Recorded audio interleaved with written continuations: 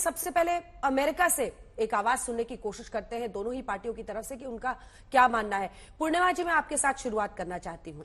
Republican party इस घटना को किस तरह से देख रही है और क्या समझ में आ रहा है, ये क्या हुआ, कैसे हुआ, क्यों हुआ? Thank you so much for having me. देखिए, I can't talk about the party itself. मैं Republican Party of Milwaukee County की secretary हूँ, spokesperson तो हूँ नहीं, but I'm also a candidate from Republican Party, a congressional candidate from Wisconsin, 4th district. But I will tell you, we are all in massive shock. The country is in massive shock.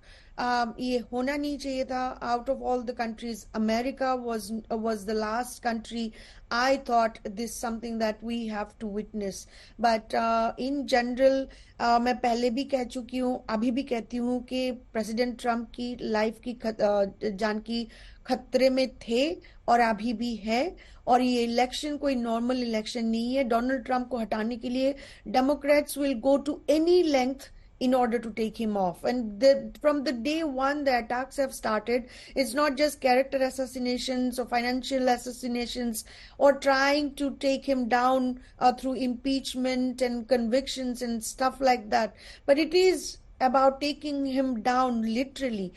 Top Democrats of this country have suggested that Donald Trump must be stopped at any cost. आपने He Hindi से can शुरुआत की थी, आपसे मैं एक बार फिर से रिक्वेस्ट करूंगी, कोशिश कीजिए हिंदी में जी। प्रेसिडेंट डोनाल्ड ट्रम्प को प्रेसिडेंट बनना नहीं चाहिए, उसको स्टॉप करना है. और ए टॉप डेमोक्रेट, वो including Nancy Pelosi and others have said that.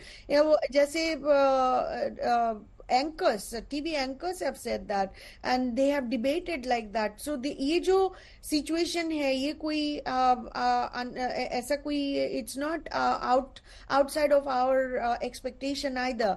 ये बहुत ही डेंजरस सिचुएशन जो क्रिएट किया है, एटलीस्ट इन 2024.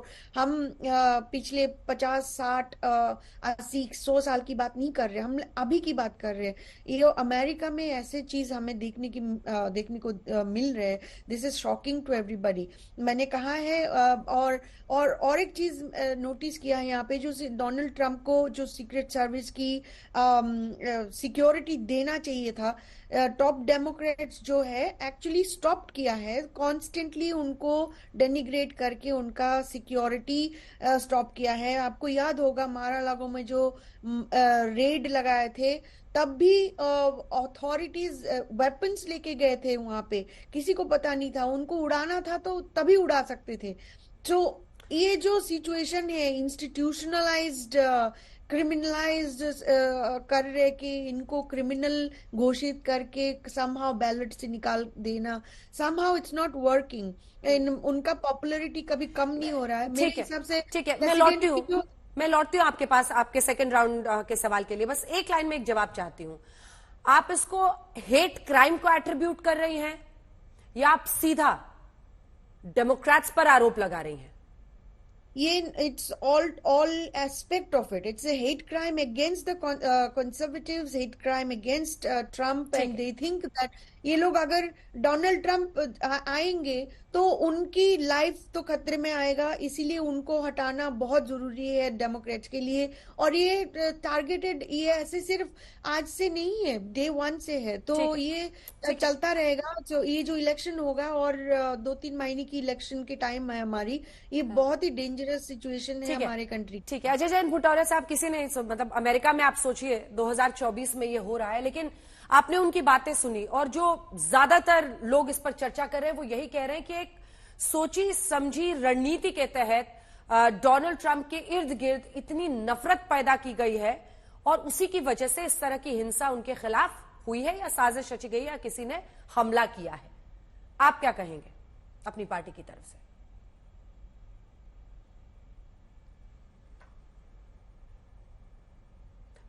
म्यूट है सर, अनम्यूट कीजिए. जना जी, आज मैं तो पहले तो किसी भी प्रकार की राजनीतिक हिंसा या हिंसा का निंदा करता हूं. और ये जो आज हुआ प्रेसिडेंट ट्रम्प के साथ में बहुत गलत था. और ये बहुत दुखद की बात है कि रैली में भाग लेने वाले एक व्यक्ति की मौत हुई और अन्य घायल हुए.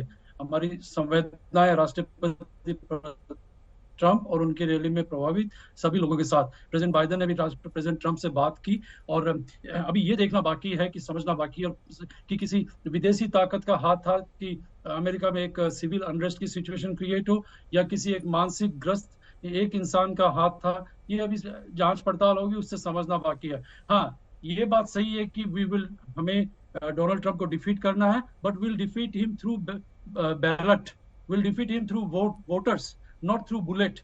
हम डेमोक्रेटिक पार्टी और कोई भी अमेरिका में हिंसा के रास्ते नहीं अपनाता है।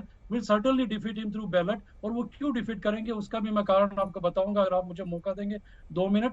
तो डोनाल्ड ट्रंप ने कहा है वो पहले दिन से तानाशाह बनेगा, वो पहले दिन से डिक्टेटर बनेगा। उसने कहा है कि वो आते ही अबॉर्शन का बैन पूरे कंट्री में लगा देगा, वो पूरे सोशल सिक्योरिटी को कैंसिल करेगा।